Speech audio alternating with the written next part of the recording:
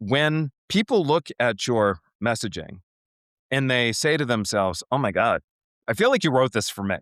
That's at that moment, lead generation is not hard. When they go to your website and they're like, I feel like you spoke to me. When they go on your LinkedIn profile and you write a story and they're like, were you thinking about me when you wrote that story? When they go on your Instagram and they watch one of your videos and they're like, I feel like he took this, he's thinking about me. Like those are the moments when they're like, you know me better than I know me. So you must have the answer to the problem. When your brand storytelling speaks to the right buyers, like you know them intimately, well, you can create predictable growth. But you may feel trapped working harder for less because your message misses what your market really needs. Hello and welcome to the Business of Story. I'm Park Howell. I'm tickled that Charles Gaudet's joining us today because he's going to show you how to create the ideal message market match.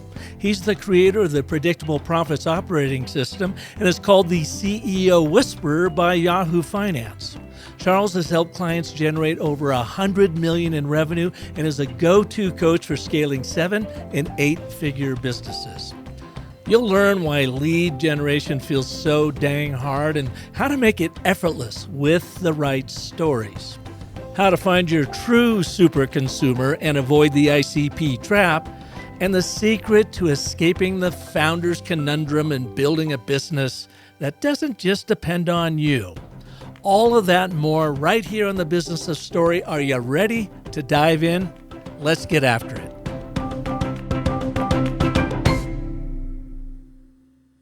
Charles, welcome to the show. It's a pleasure to be here. Thank you for having me. And you're coming to us from Jupiter, Florida? That I am.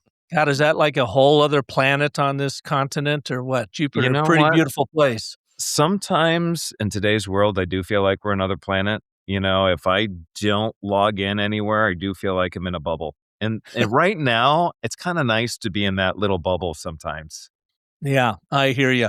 Totally. I'm coming to you from northern Arizona up in the mountains, and we're expecting snow tomorrow. So a little bit different than Jupiter. Wow. Yeah, I can imagine. I was from New Hampshire, and then I'm still thawing out down here.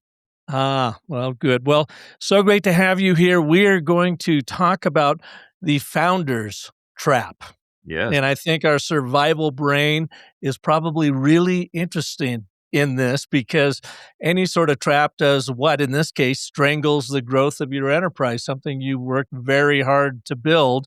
And how did you become an expert in helping people get out of these founder traps?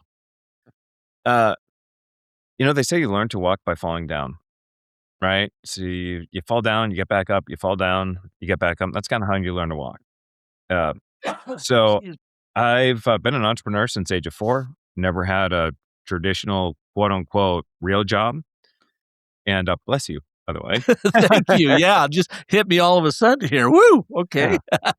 I must have said something that, made you allergic to it. Maybe I'm an allergic entrepreneur at 4. What were you doing at 4? Selling artwork to my neighbors. Oh, well, there you go. Yeah. And, then I after college, I started a business nominated by Ernst & Young as being one of the nation's best seed stage companies. At 24, I created my first multi-million-dollar business and then just continued to build and grow companies until 2010. And that's when somebody offered to pay me to help them grow their business. Oh. And I started Predictable Profits. And we've done quite well and, got a lot of press and everything from that. But when I was in my early 20s, 22, I believe it was, is when it all started, 21, 22. My dad always said to me that the secret to success was hard work. Okay, got it. And then he'd also followed up with the early bird got the worm. Well, for anybody that knows me, like when I go all in, I go all in. And so I would set my alarm for 3:30 in the morning so I wouldn't quote unquote oversleep. If I happen to get up at midnight to go to the bathroom, then I'd just be like, look, I'm up, I'm going to start working. And I would work until I couldn't keep my eyes open. I did this 7 days a week. It didn't matter if it was Christmas, I'd still set my alarm for 3:30 in the morning so I could work before a family came over and did their thing. That was the way that I did it. And what was your company? Back then, it was in real estate development. I built roads, I built neighborhoods, and that's what I did at that particular point. Um, and so there was one day I'm driving home, and I'm looking over the hood of my vehicle, and I could see the house, but I knew I wasn't going home that day. All of a sudden, I got this sharp pain through the base of my spine into my brain, and it wasn't too long before I ended up in the hospital. And in the ER, and doctor says I'm dying. My organs are shutting down. My body couldn't sustain the lack of sleep, the constant stress. I was in over $1 million in debt, um, and so I thought I was dying, And you and were 24 at this that would have time. been at that point. I would have been like 21, 22, I think, somewhere around there. I was in my early 20s. Okay. A young man in good shape, fit, but Well, just working yourself to death? I wasn't so much fit back then because I didn't prioritize health. I prioritized work as my primary. I mean, my relationship was failing, my health was failing. The only thing that, I was making some traction on was the business, but it almost felt like I was pushing a bus uphill, right? Because it was like nothing was easy. It was just everything was hard work. Everything was hard. And it was every turn that we had to make was just hard because it's the only strategy I knew. It's like, wait, I got to work hard. And so everything came hard.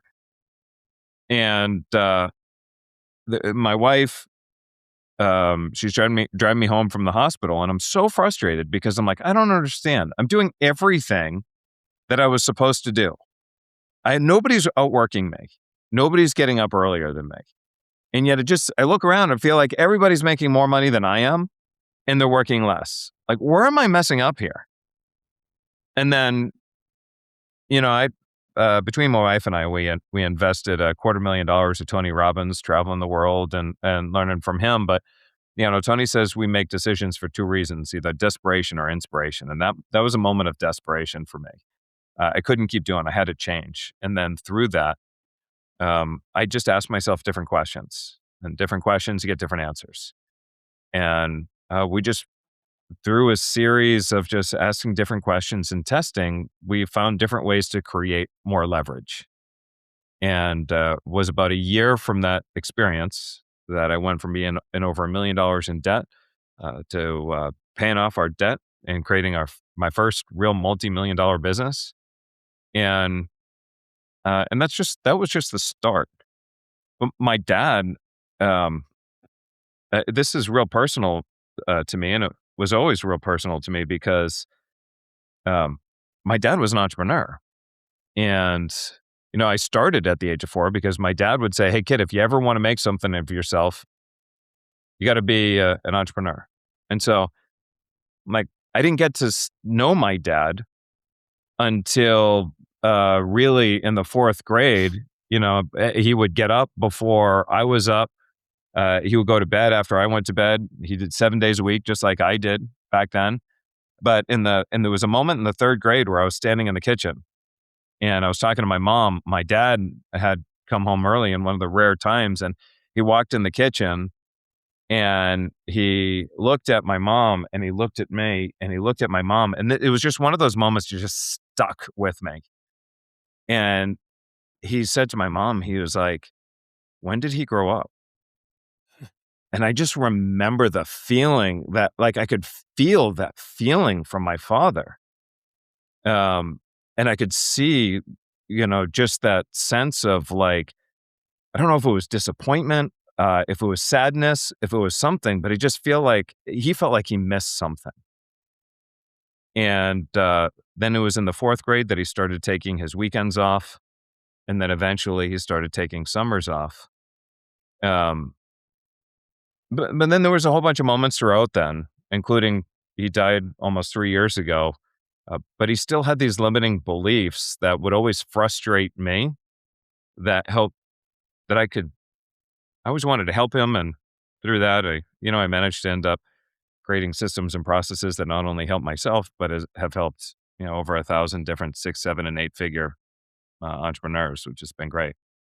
Yeah, give us an example of that. You sent me over some notes, and I'm fascinated with this Australian travel agency Yeah, that was going out of business because of COVID. yeah, And I mean, talking about desperation. yeah. They're losing money, they're burning through their cash, and they called you. And what did you do? Tell us that story of how you turned that around. So, you know, he gets me on. I think we were FaceTiming actually, of all things, which is funny. Um, but his hair's all disheveled. He's standing on the outside of his parents' house, and he said, "Hey, Charlie, look, I just need your blessing. I've trusted you up to this point. Just need your blessing to just shut the business down." And I was like, "What? Why? What are you talking about?" He says, "Well, I mean, I only get paid when I put people on a plane, and I mean, we run an international travel business. The planes are grounded, like nothing's happening." And I'm like, "And and what? I mean, my biggest competitors, they've already closed the doors. They've already shut down." And I'm like, "Okay." And I was like, "Why could this be the best moment in the world for you to be in business?" They go, I don't think you understand what I'm talking about, Charlie. Maybe things are different in the US, but like planes are grounded. Nobody's going anywhere." And I go, no, no, no. It's the same thing here, man. Same thing here. Why could this be the best time in the world for you to be in business? He looked at me like I had two heads. He's like, yeah, I mean, he really thinks I'm smoking the wacky tobacco at this point. Like that I'm just, and I wouldn't stop until he finally started giving some answers for why it could be good. And I go, let me ask you a question. Are people still visiting your website? Yeah, all the time. Got it. Are they still opening your emails? Yep. Are they clicking on the links? Yep. So look, when we're at an inflection point, we're faced with three decisions. We either have to change the message to meet the market, we have to change the market to meet the message, or we just got to change both the message and the market. Why don't we start first by changing the message? He's like, well, how would you do that? I said, if they could get on a plane, would they? He's like, yeah, they would. And I'm like, well, what's the advantage of buying now? Because, well, it'll give us more time to plan. We could pass some savings on to them when the borders eventually open up. We'll be able to get them on the planes first, as opposed to, this mad rush. Awesome. Let's start with that and see what happens. Before long, he broke every daily, weekly, monthly, and the yearly sales record. He ended up creating the largest, most successful company in his niche. Amazing.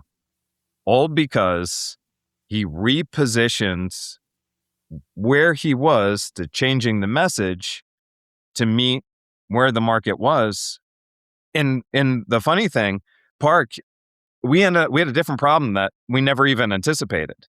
He was selling so fast that he's like, whoa, am I going to be able to fulfill all of this now? I mean, now it's like he could have sold 4, 5, 6, 10 times more than he was selling. But at this point, he's pushing the brake because he's selling so many so fast. He's like, this is going to cause different challenges. A good problem to have. Yeah. It's funny when you ask that question, why could this be the best time for you right now? The answer that popped to my mind, and of course I'm not under fire like he was back then, was, well, my biggest competitor just went out of business. And open up the marketplace. Absolutely. Yeah. So it's a matter of reframing what's happening around you as the story changes around you, as it did for all of us with COVID. Instead of freaking out from kind of that status quo mindset of, well, here's the way we've always done business, but now everything's changed around us and we're going to go broke. That's proper thinking. But then you inserted the next question. Yes, if you keep doing what you've been doing, you're probably going to go broke. So let's look at the other side of that coin. How could this be the best time for you? And why is that so hard for us and as founders to be able to make that shift without someone like you showing up as hitting us upside the head to make that change? You know, our first reaction is oftentimes emotional, right? And when we get hit with a problem, we get hit with a challenge. It's just maybe it's just something that started when we were a kid. We tend to dwell on it. We'll harp on it. It's supposed to make us feel better, but instead we just start digging a deeper hole, right? And so, now even with my team, when something happens, maybe a client unexpectedly leaves us, or maybe we get a complaint, something. It's never linear. It's never always straight up. You're always going to get ups and downs and so forth, right?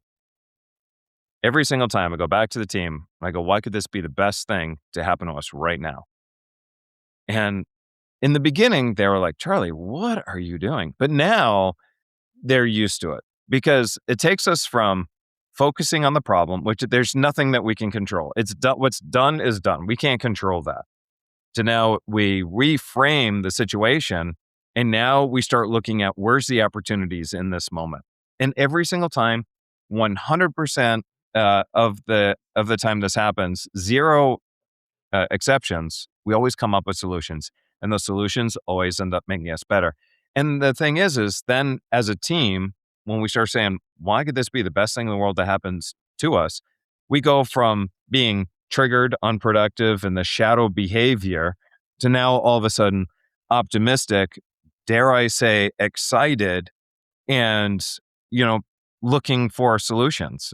It creates more of a cohesive culture, which is awesome. It doesn't serve us to be focusing on the negatives. Like how that just does not serve us, right? So let's turn it into a positive. So you flip from the scarcity mindset to a mindset of abundance, and now you need to go out and create that abundance with proactive efforts versus just wallowing in the sadness of things falling apart or losing clients or whatever it might be. Exactly. I mean, right before you and I get on the phone, I'm talking with a client who just had a bad situation with an employee. And so I was like, okay, got it. We can't control what just happened. Where's the learning lesson in this? And he's like, what? What can you learn from this? Right. So let's talk about what are all the positives that we can apply to this situation that then, we can redirect so it doesn't happen again. And he was like, well, maybe I didn't establish the guardrails like I should have. I didn't monitor the KPIs as closely. I just kind of, trusted him to do his thing. And so, time went by. I didn't trust my gut. I knew it was wrong in the very beginning, but I let other people persuade me to let him do this thing. It's like, okay, awesome. Now, imagine if this situation happened when your company was twice as big. How big of a problem would that have been? It would have been a huge problem. Imagine if your team was twice as big and you had 2 or 3 people experiencing the same issue. What would that have done to you? And he goes, oh my God, that would have been disastrous. Awesome. Sometimes things happen for us so we can learn from the small situations as we become bigger so they don't become massive situations. And he went from stressed out of his mind, to all of a sudden he was like, okay, this is cool. I'm ready. Let's do this. Yeah, you gave him agency. He's now, instead of playing the victim role, going, all right, good point. Let me get after it. So you've got this predictable profits operating system. What's that all about, and how does it work? So, in 2010, when we started doing this, it just, maybe through all the years of experience, we just started hitting, one home run after another, and I was the only coach on the team, and so as the company became bigger, the company remained dependent on me. And your Because whole job was consulting other companies yes, that needed this flip. They needed to flip the exactly, switch. Okay, good. exactly, and the whole business ended up becoming dependent on me, and so uh, that was unsustainable, and I became basically working for my calendar, and it was very easy to start getting burned out. That meant for me to go on vacation, it wouldn't just be the cost of the vacation itself, it would be the vacation plus a lost business over the next week or two. And so it was just not unsustainable. And the value of the business was basically me. So it was the valuation would have been low. My team started pushing me, and they're like, we have to start building frameworks around what you do and how you do it. And the results that we've been bringing our clients were so unusual compared to everything else in the industry. It was like, there's something unique here that's just that we're not doing. And lo and behold, as we started building these frameworks, that became the basis behind the predictable profits operating system. At the very base, and the start of it is what we call setup. When people think about marketing, I had this conversation with the CEO of a $500 million company. He goes, "Yeah, we do marketing." And I'm like, "You can't do marketing." And he goes, "Wait, what?" I go, you can't do marketing." I go, Marketing is, it's a function. It's a function of how you create demand, how you capture demand, and how you nurture that demand. So let me just bring this into context. How effective are you at creating that demand?" And he looked at me like I was speaking a different language. And he was like, I don't know." "Well, let's talk about capturing that demand. How effective are you at capturing that demand?" You go, "Oh, it's X amount of thousands of leads per day, blah, blah." Okay, cool. You got that. "What about nurturing that demand? How effective are you at that?" And he goes, "Uh, I don't know." So 2/3 of your entire marketing function are operating in the dark. And you're asking me how you're able to, continue to grow and drive more leads and sales. You see where the problem is. And so setup is a basis behind everything, right? And even now moving further, while the operating system has existed for quite some time now, our buyers are changing. The buyer's journey is changing. We went from looking at an average of 17 different sources of information before making a buying decision in 2019 to 27 in 2021. Last year, it was about 36 different sources of information before making a buying decision. Our buyers have become researchers. By the year 2030, 100% of all buying decisions will happen through a rep-free sales experience. And that data, I have data by McKinsey, I have data by it's either Forrester or Gartner or whatnot that helps us support that. That means by the time they get on the phone with you, they've already said, "Park, I want to do business with you." Now you get on the phone with the sales rep, more customer experience, more like go legal, customization, the whole deal. Our buyers are researchers. They don't want to have to get on the phone to be sold. They want to be able to understand what makes you unique, what makes you different, that we are somehow, that we're the right fit, that you understand my problem, all that other stuff. Boom, that's set up. So that by the time they move on to sales, which is the second part of the operating system, it's buyer-ready leads. At this point, sales is just qualifying. Sales is saying, "Hey, are we the right fit?" And there's some other components of sales, like how to increase recurring revenue and so forth. So that recurring revenue makes up at least 50% of your total revenue. And that's the case for every business, regardless of industry, right? So that's sales. And then the third part of that is in scale. And scale is all the areas where it's just having the right systems, the right KPIs, removing the guesswork, because guesswork is the cancer of all business, having the right culture and the org chart and whatnot.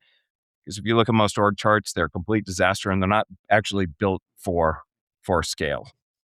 And that's the operating system sort of in that nutshell. You have setup that supports sales that supports scale. You get all that stuff work together. You get a company that grows faster, more predictably, and less dependent on any one key person. Okay, so then how does a founder know or recognize that they are trapped? The funny thing, Park, is that there are two hard parts to growing a business. The first hard part is when you start it. The second hard part is after you reach a certain level of success.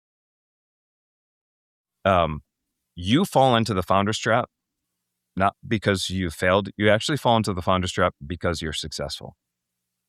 And then the more successful you become, the deeper you fall into the trap. You see, when you think of an org chart, oftentimes you think of, you at the top and the people following underneath. The reality, though, is when you built the business, you had you at the center. And then as you continue to expand your team and everything, every marketing decision, all leads and so forth came from your network. So marketing, was all dependent on you. Sales was dependent on your ability to close the deals, right? So founder dependent sales. Then you have operations, which then end up, being all tied to you, team members pulling your ear. What do I do? How do I do this? client delivery, all, you have to sign off on everything. You're involved in the whole deal. So you're actually at the center of the org chart. You get to this point where, many times you hear the founder going, well, if I just get more leads, then everything will be fine. And it's like, okay, so then you bring in more leads. So you think you're more successful there, but then you put more appointments on your calendar. So now your calendar is then more booked, which prevents you to do some other stuff. So you work later hours. But it's like, oh, well, now if I just close more deals, everything will be fine. Okay, cool. So you close more deals. And what happens is then you have to hire more people to support the deals that you close. You have more operations. And then you have more operations, but you have more people pulling your ear saying, hey, boss, what do I do? How do I do this? And whatnot. And then it's like, oh, and then you have more clients, but their clients are still expecting you to be available and, to be able to answer any questions. So now you're at this point where you're not sure what to do. You're working more hours than you've ever worked before, feeling like you're making less money than you've ever made. And now it's like, I can't keep going like this. I am just burning out. And the thing is the more successful they become, the harder the business is. So to get themselves out of that trap, they have to start releasing themselves from each part of those components. And the moment they do that, it sets off this inflection point, and there's this massive growth. We took one company from 950,000 to 66 million in a few years. Like, that's massive growth, because all of a sudden, instead of trying to turn the hose and try to get more water out the other ends, like turn the hose, like, what are we going to do? It's like, pick your foot up. Pick your foot up. Remove the constraint, and the things just start to flow much faster. And as we remove the constraints, just boom, things started to flow faster, easier, less headaches, less resources. When do founders know, maybe they're listening to this for the very first time and they're feeling what you're talking about, like, oh my God, I'm in the trap. I've got to get his book. I've got to figure out what this, predictable profits operating system is. But what about that young founder, or say their business is young, that they're not quite to that point yet, but they say, I don't want to get there. What can they do to preempt the founder's trap? Great question. Now, historically, after working with, over 1,000 different business owners at all different sizes, what I'll say is up to about 250,000, don't worry about it. Hard work, word of mouth, referrals, you close the deals. Right now, it's about proving the model. It's about putting some cash in the bank so that you can reinvest it to be able to then grow the business.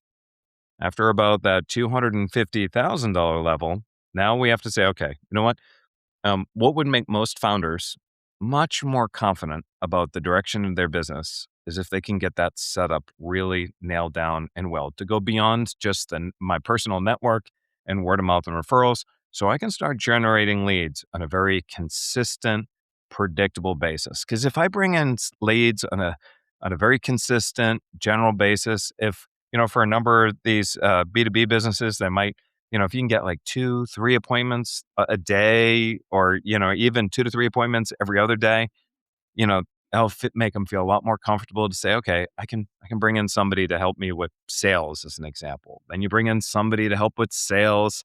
And now it's like, okay, I don't have to worry about leads. I don't have to worry about sales. I can really just hone in, work on my business, get the system, get the delivery, everything dialed in. And then, it continues to move that way.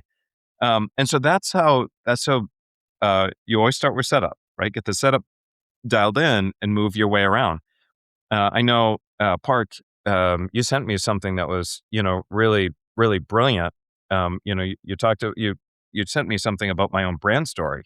Yeah, through the story Cycle Genie, right? One of the brilliant things about what you sent is that, when you talk about setup, so many people right now, they speak to nobody, like, because they're speaking to everybody. So they speak to everybody, and it's the message is then kind of like then lost, and they have a very difficult time converting those leads.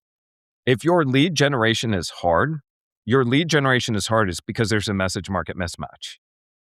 Like, when people look at your messaging and they say to themselves, "Oh my God, I feel like you wrote this for me."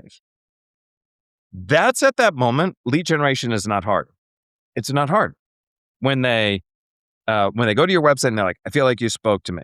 When they go on your LinkedIn profile and you write a story and they're like, "Were you thinking about me when you wrote that story?"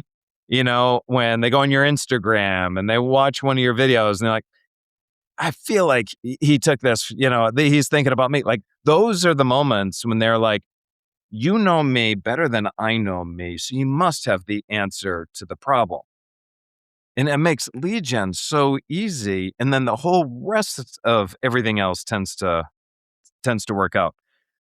What what significantly has changed in the last several years? So, um, prior to 2020, marketers optimized for conversion.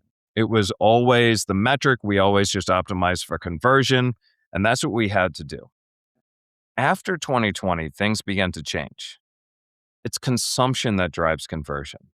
What we realized is the more content someone consumed, whether it's brand messaging or whether it's time they spent on our website, time they spent watching a video, on a workshop, whatever it is, the more content they consumed, the more likely they were going to become a buyer.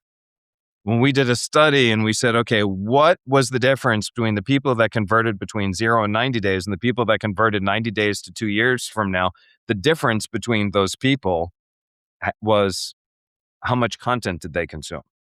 Let me ask you real quick.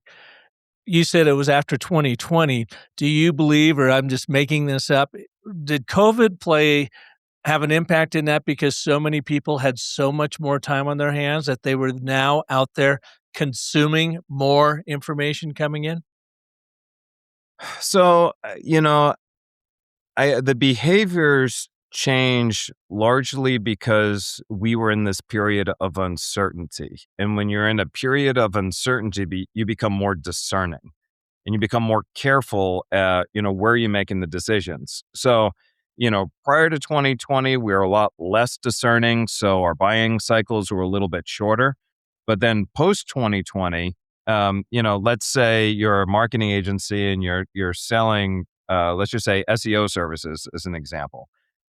So your buyer is sitting there and they've got $1 that they've allocated to grow in their business. And they're going, where should I put this money?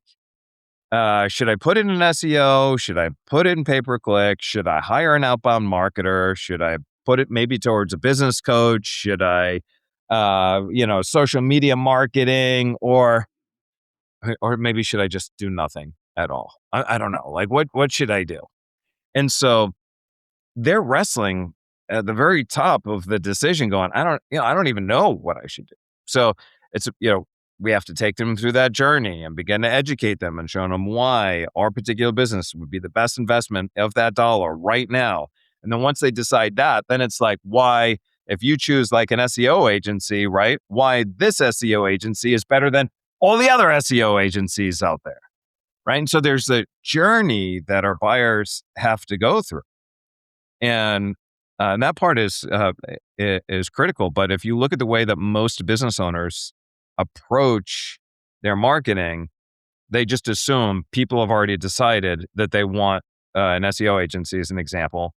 And so then, it is what it is.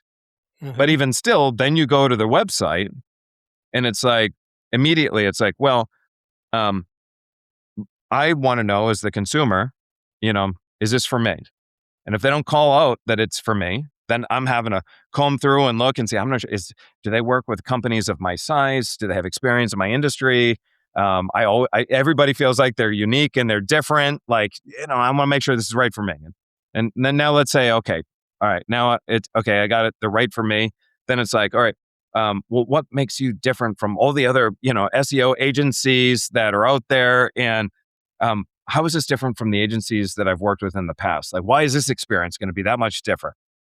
And it's like there's so many different elements that, we have to communicate for somebody to feel like they're making a smart decision, because our buyers are discerning.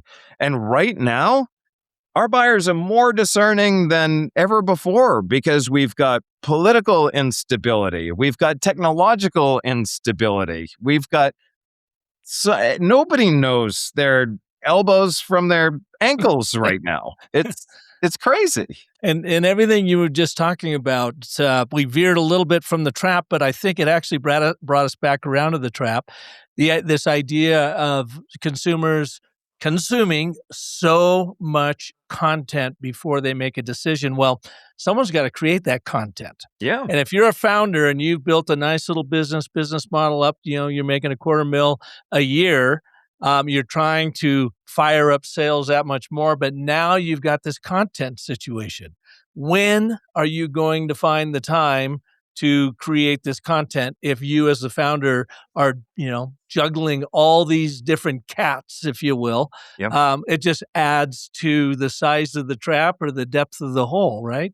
If you're not creating content as a founder, then you will have a very difficult time getting out of the trap. You need to create two types of content, a founder brand content and a business brand content.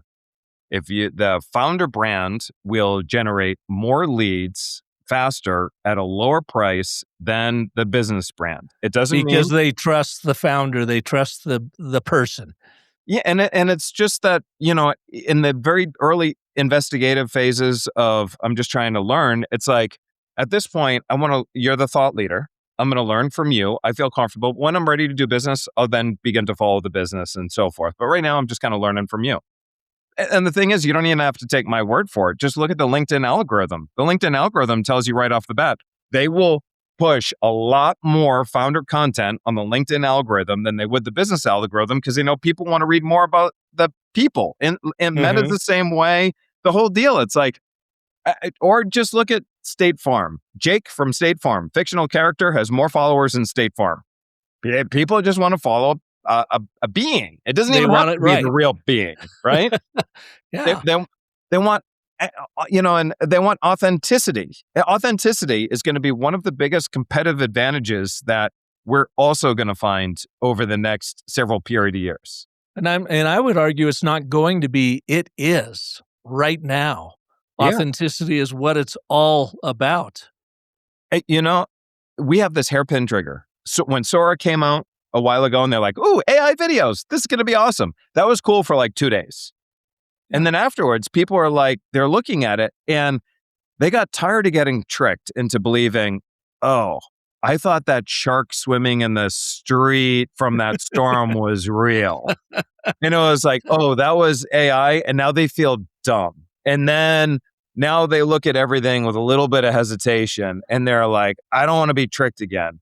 And then there's so much AI-driven content, text-driven content right now and comments that we've got this hairpin, sensitive, trigger that the moment we detect that it's inauthentic, the moment it goes back to that first time where we were tricked thinking that it was real and it was like, oh, it's a negative feeling.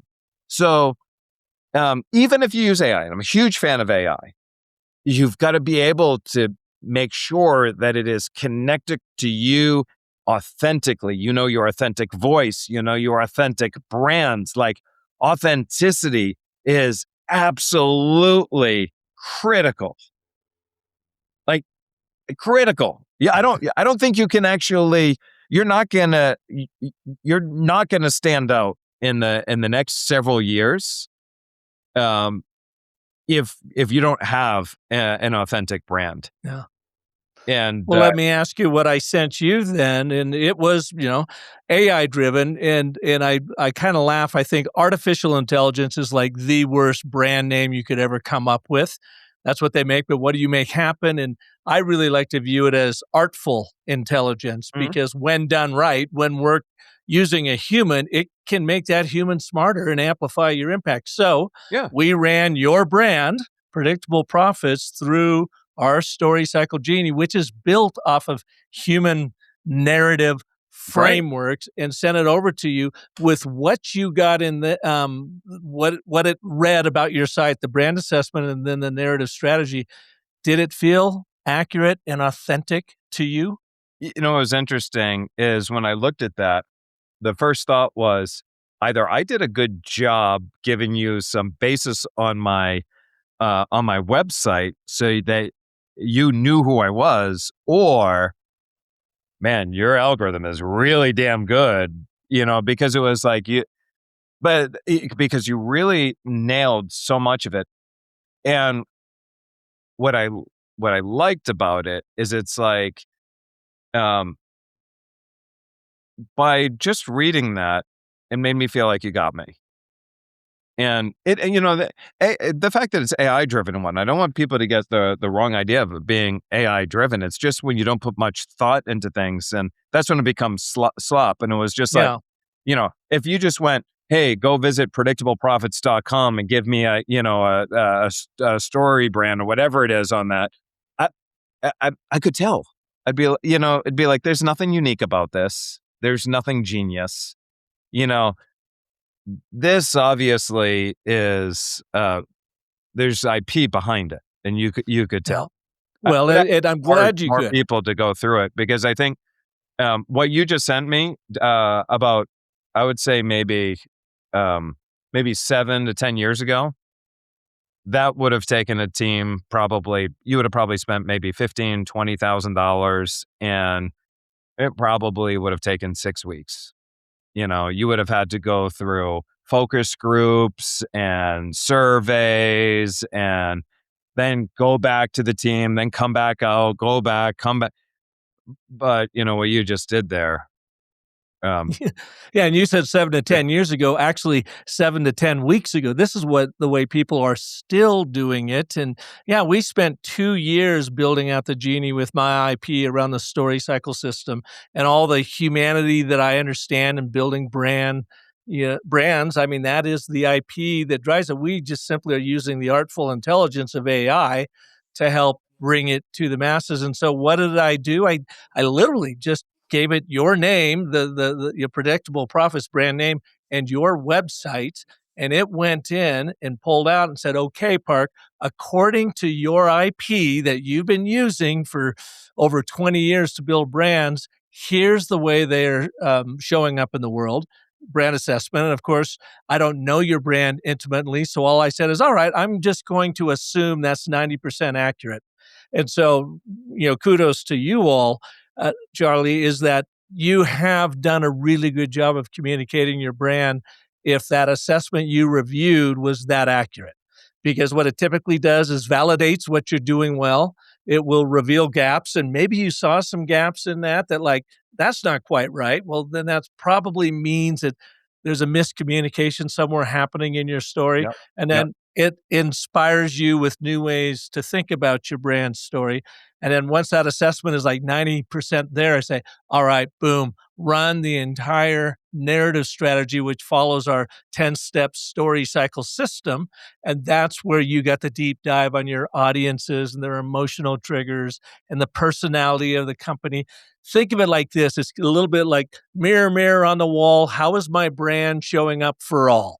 yep. This is the report that mirrors how your brand is showing up. And then you go in and iterate inside the Genie. You bring your humanness to it, your market intelligence, your predictable profits intelligence to it.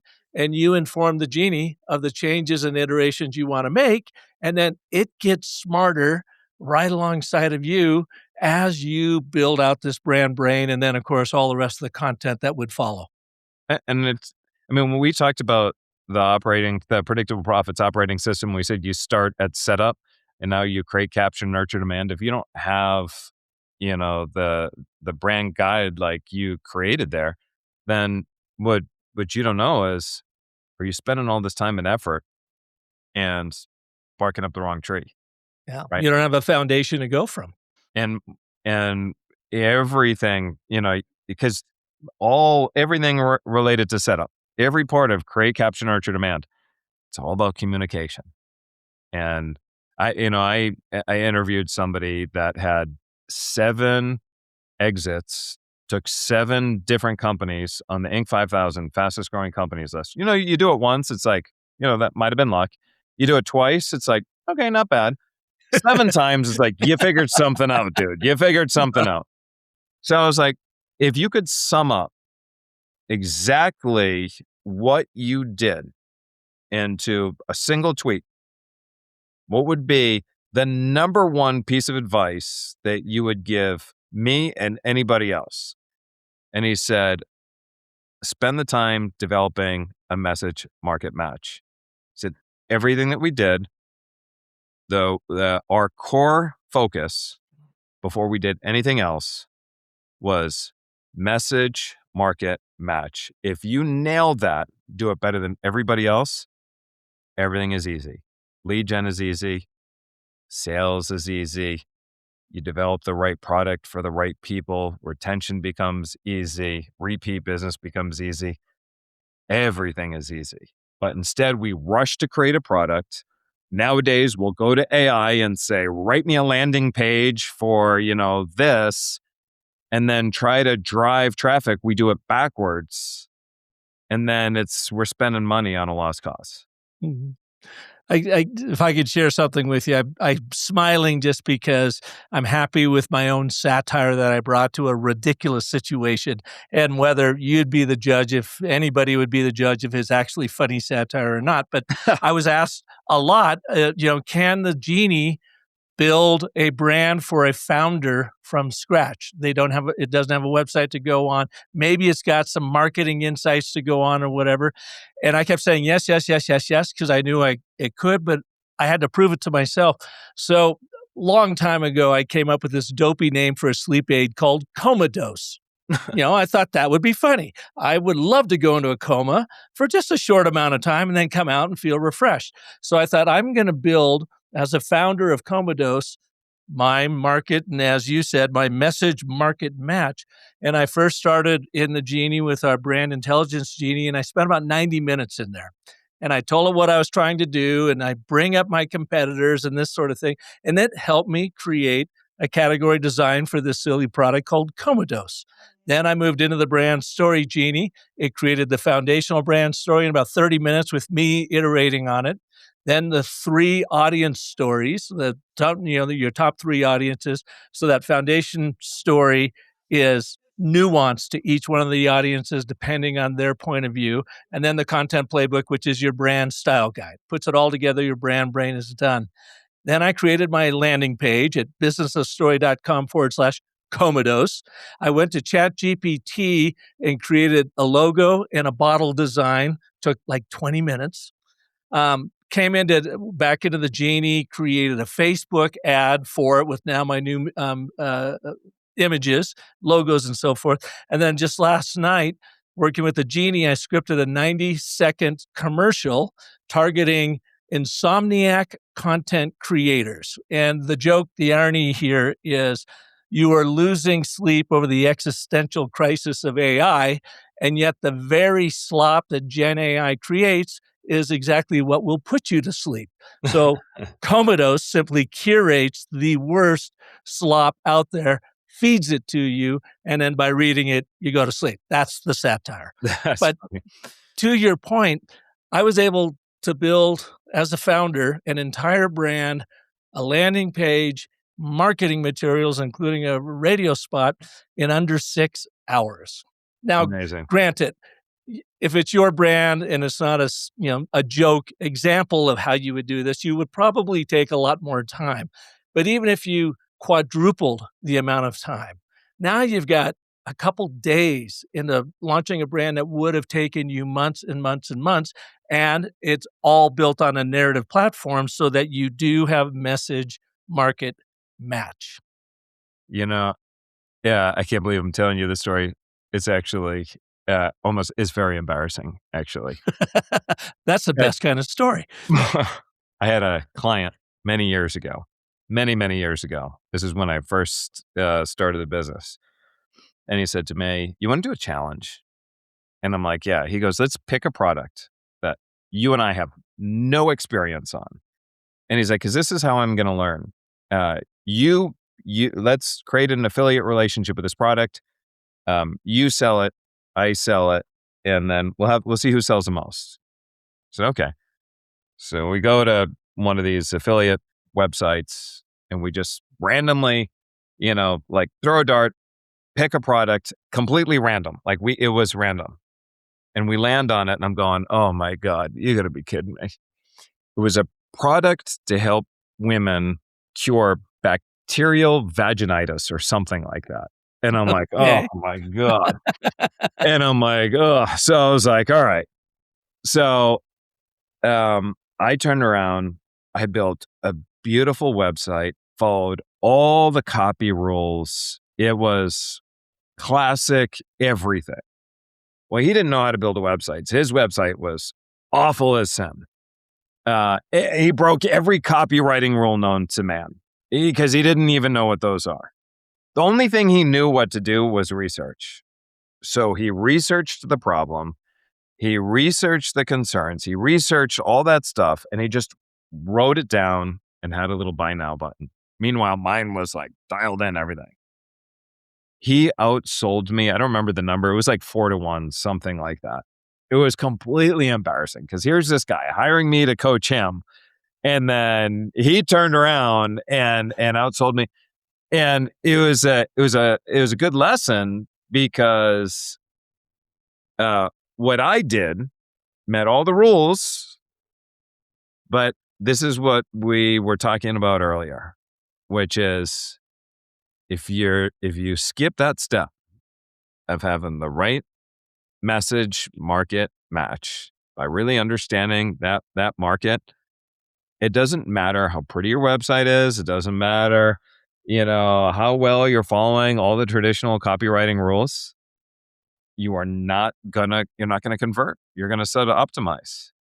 Now imagine if I had done his research and followed all the rules, we would have done tremendously better. But That's an awesome story. but it's true. It's true. And it's just something to be aware of. So is that something then, bringing this full circle back to this idea of the founder's trap, is that founders do get themselves self-trapped by simply not having the right, message market match first and foremost, so it makes everything else more difficult. And then Oh yeah. once they do get the right message market match, things can explode and get even more difficult if they don't have the right systems in place. So the very first thing we do when we talk to our clients and they ask us for advice on, improving their lead flow, improving their conversions, how to get outbound working better, all that other stuff. It always starts with, for who? For who? Right. Right. Who cares? Right. Well, it's Yeah. like, we refer to the consumer as the super consumer, right? That's how we refer to the buyer. We're like that ideal buyer, right? And who's that super consumer? And most people don't know. And here's the thing. And there's a very important distinction. Most people, they talk about their ICP, their ideal client profile. Well, this is going to rub probably a lot of our listeners who've been marketers for a long time, maybe a little bit of the wrong way. See, ICP is based theoretical. We tell our clients, like, I don't care about that ICP. When you started the business, you needed an ICP. You don't need an ICP anymore. Well, what do you mean? You've got data. Data is going to tell you exactly who that client is. So let's go back. If they're a smaller business, we focus on the 80-20 rule. 80% of your profit is driven by 20% of the clients. Let's look at the 20% and build a super consumer profile. If you're a bigger client, then you're going to start to reduce that 10%, 4%, who's the top 4%, and, build a profile off them. But it's like, that becomes a super consumer, right? So it's like, so many times when we're sitting there and we'll talk to somebody and we'll say, so, let's talk about your buyer. They will believe they know it to be true based on who they originally wanted to target on that ideal client profile. They'll make a whole bunch of assumptions, but then after they take the time to verify the assumptions, on average, they're probably 60% accurate with what they believe to be true. Because there's a big gap between what they believe to be true, but actually what is true. And look at the data. Yeah. Mm-hmm. Yeah. Very interesting. Well, this has been fascinating. You have a free offer for our listeners, I believe. Yeah. I mean, there's a number of different ways And actually, if they just go to the website on predictableprofits.com, they can get our book, the Predictable Profits Playbook. They can jump on that. We've got our podcasts that they can listen to right now, and depending on when this airs, we're actually running a workshop that they're going to be able to jump in and can learn. But we're always, we talked about consumption drives conversion. Our first and foremost is just how do we deliver valuable information that can continue to support and make a difference and make a change. And the book is free. So, it's just, you go to the Predictable Profits Playbook. It's just a little bit, to chip in for shipping, but yeah, no, it's all there. And again, we try to support people as much as we can to drive that clarity. Clarity equals power. And Yeah. yeah. Well, this has been awesome. I will have all those links in the show notes for the folks. And I just really appreciate you taking the time, Charles. This has been a lot of fun. I've really enjoyed this. Thank you. And thank you for the Story Cycle Genie. I'm going to sit down with my team and really dive much deeper into that. There's a few things in there that is worth exploring that much further. So that was great. Well, that's great. And feel free to visit it. If you've got clients that just want to test the strength of their brand story, send them over to storycyclegenie.ai. It's free. It takes 60 seconds. It will review their site. It'll give them a grade from A+ to F- on how well they're telling a story, and a 14-point story assessment that will, again, like I said, validate what you're doing well, reveal gaps, and inspire you with new ways to think about your message, your perfect message match. How do you say it? Message mark? Message market match. Thank you. Yeah, it's a tongue twister. The 3 M's, message market match. And it'll give you a good idea of how well you're doing right there. Totally free. Storycyclegenie.ai. Love it. Awesome. All right, man. Thanks, Charles. Have a great day. Thank you. Hey, thanks for joining us for this show and sharing it with anyone you know who needs to dial in their message market match. Now, if I can help you refine and define your brand story to make it more powerful than you ever imagined, well, shoot me a note over at park@businessofstory.com. I will work with you one-on-one personally, going through the Story Cycle Genie and crafting a story that will blow your mind and meet your perfect message market match. Now, I hope you'll join me next Monday when we are going to look at the tone of your storytelling with Charlie Tate. She is the founder and chief kindling officer of Kindling Works. She's going to show you how to bring your personal tone to your professional storytelling. And until then, remember that the most potent story you'll ever tell is the story you tell yourself. So make that one great. Thanks so much for listening.